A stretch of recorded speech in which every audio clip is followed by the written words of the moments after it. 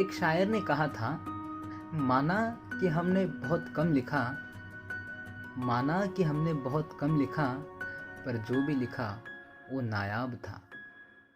यह बात सुभद्रा कुमारी चौहान पर बिल्कुल सही बैठती है।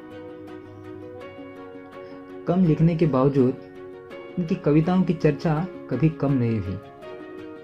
मेरी निजी मान्यता है, यदि वो झांसी की रानी एक रचना भी लिख देते तो भी हिंदी साहित्य में सदैव अमर हो जाते। लेकिन सुभद्रा कुमारी चौहान ने ऐसी ऐसी रचनाएं लिखी जो आज भी हमें कंठस्थ है। झांसी की रानी, मेरा बचपन, वीरों का कैसे हो बसन जैसी कविताएं आज भी लोगों को कंठस्थ है। बसंत ऋतु का आगमन शुरू हो चुका है, पर वीरों का कैसा हो बसन कवयित्री ने हमें बताने का प्रयास किया है। मातृभूमि पर प्राण अर्पण करने वाले वीरों का बसन सदैव ललाट पर बोहे ताने रहता है। तो चलिए हम पढ़ते हैं उनकी प्रसिद्ध रचना वीरों का कैसे हो पसंद।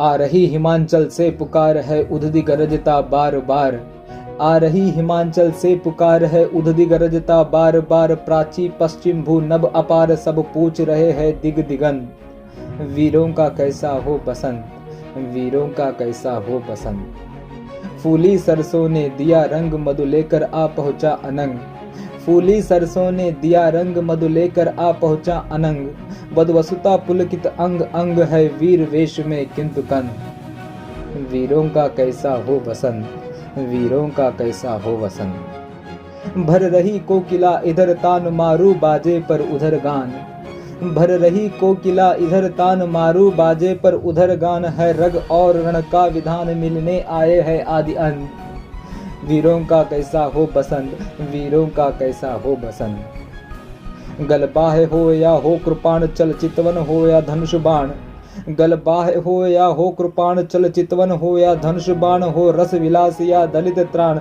अब यही समस्या है दुरंत, वीरों का कैसा हो बसंत, वीरों का कैसा हो बसंत। कह दे अतीत अब मौन त्याग लंके तुझ में क्यों लगी आग, कह दे अतीत अब मौन त्याग लंके तुझ में क्यों लगी आग, एक कुरुक्षेत्र अब जाग जाग बतला अपने अनुभव अनंत, वीरों का कैसा हो बसंत, वीरों का कैसा हो बसंत। हल्दी घाट के शिलाखंड ए दुर्ग सिंहगढ़ के प्रचंड, हल्दी घाट के शिलाखंड हे दुर्ग सिंहगढ़ के प्रचंड, राणा नाना का कर घमंड दो जगह आज स्मृतियां ज्वलंत, वीरों का कैसा हो बसंत, वीरों का कैसा हो वसंत।